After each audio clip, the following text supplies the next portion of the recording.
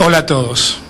Primero, gracias, Dani. Me parece que yo tengo la impresión que desde hace unos meses la Argentina entró en un proceso deliberativo fuerte, donde todos estamos empezando a discutir cosas que nos preocupan y donde también la crisis generalizada nos obliga a revisar y a replantearnos cosas que por ahí creíamos firmes y definidas y ahora estamos dudando un poco. Y me parece que estas situaciones críticas son situaciones espléndidas para tratar de salir adelante. Y la verdad, creo que una buena forma de salir adelante es no propiciar los discursos únicos y tratar de buscar discursos sintetizadores. Y desde ese lugar y desde esa idea, me parece muy bueno esta idea que ha tenido Daniel y Juan Manuel también con su fundación, de invitarnos a hablar a gente que, como bien decía Rodolfo, no necesariamente pensamos lo mismo, pero que seguramente aspiramos a tener el mismo país. Así que bien valen las ideas, por diferentes que parezcan, para tratar de buscar una síntesis superadora. Y de hecho, esto de hablar tercero tiene enormes ventajas, porque en verdad vimos como dos posiciones absolutamente distintas. Una posición muy optimista de Chacho,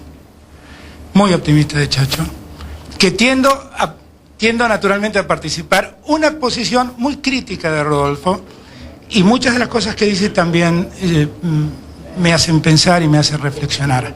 Primer punto, creo que el Mercosur es definitivamente una alternativa que la Argentina y Brasil esencialmente buscaron en vísperas de lo que el mundo anunciaba que era la globalización.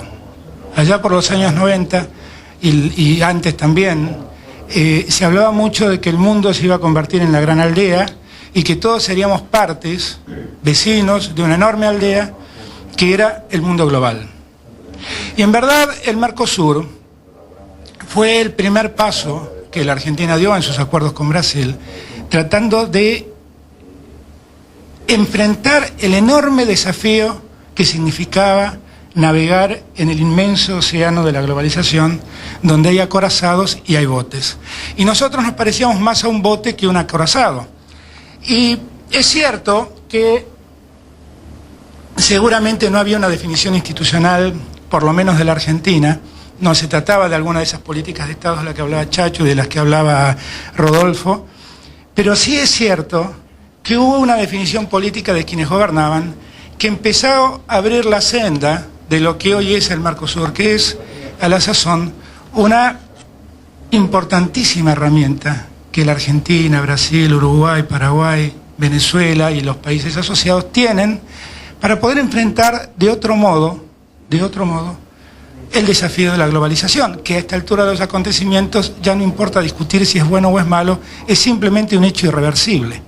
Y como hecho irreversible hay que asumirlo y afrontarlo con inteligencia. Reflexionaba bien Chacho, entre los logros de estos últimos tiempos, es romper esa idea que en los años 90 tantos habían planteado, de que en verdad la globalización nos condenaba a ser un país estúpido, sometido, sin capacidad de decidir, y que uno podía entrar a la globalización con autonomía, con decisión, y pensando las políticas y articulando las políticas que más podían convenirle al país.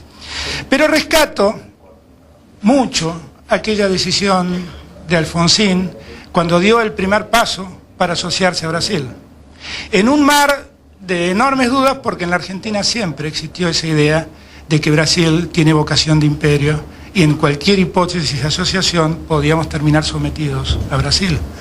Y en verdad, obviamente que desde aquel momento, objetivamente, hasta la llegada de Néstor Kirchner, la integración con Brasil fue compleja, fue muy compleja. Y rescato el segundo momento, que es el de Kirchner, que es el del que hablaba Chacho.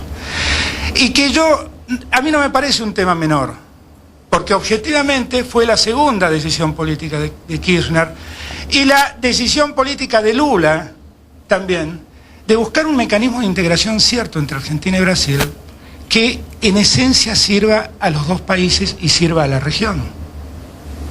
Porque el gran mérito de este tiempo es empezar a pensar la integración no como un mecanismo, como en algún tiempo se visualizaba, de sometimiento comercial, sino como un mecanismo de integración real. Y allí hay dos presidentes a los que la Argentina debería estarles muy agradecidos por tener la visión de asociarnos y de consolidar el acuerdo. El primero es Alfonsín, el segundo es Kirchner. Y me parece que objetivamente otros no le prestaron la atención que esta integración necesitaba. Es absolutamente cierto que seguramente en continentes o en regiones más estables políticamente, como puede ser el caso de Europa, bien tiene razón Rodolfo, seguramente los procesos de integración están mucho más allá de quien le toca gobernar en el momento. Pero es difícil comparar la realidad de Europa con la realidad latinoamericana.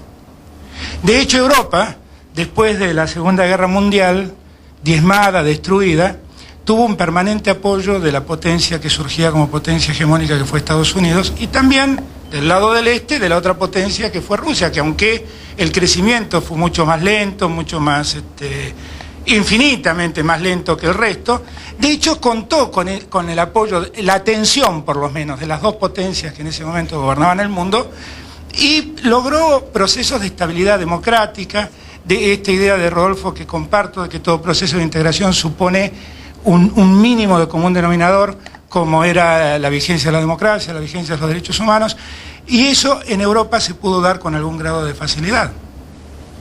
Eso no tiene nada que ver, esa realidad no tiene nada que ver con América Latina. América Latina objetivamente es un continente olvidado por las potencias del mundo y en especial por los Estados Unidos. Y no pretende ser una crítica, pretende simplemente hacer una lectura objetiva. América Latina fue, como alguna vez se lo llamó, el patio del fondo de los Estados Unidos, y Estados Unidos nunca le prestó la atención que sí dedicó, por ejemplo, a Europa. Y entonces es muy difícil pensar que nosotros podíamos tener las condiciones de desarrollo que tuvo Europa después de la Segunda Guerra y que no tuvo definitivamente América Latina. Y que además se vio sometida a un nivel de inestabilidad política tan grande que tampoco tenía nada que ver con la estabilidad política lograda por Europa. Que como bien le cabe razón recién a Rodolfo, tenía como sistemas integradores políticos muy claros, pero también tenían partidos internacionalizados, que no tenía América Latina.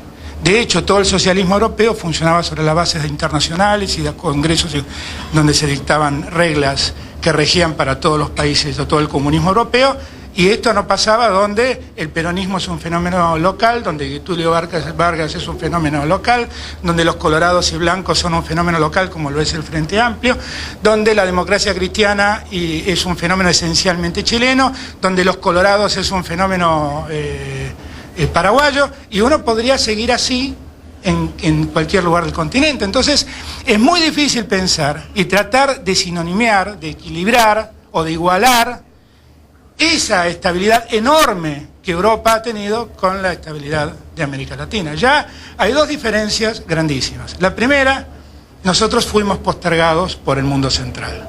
De hecho, nosotros no somos parte del mundo central, pero Europa sí es parte del mundo central. De hecho, después de la Segunda Guerra, Europa era parte del mundo central, y nosotros, que no habíamos estado en guerra, seguíamos siendo la periferia.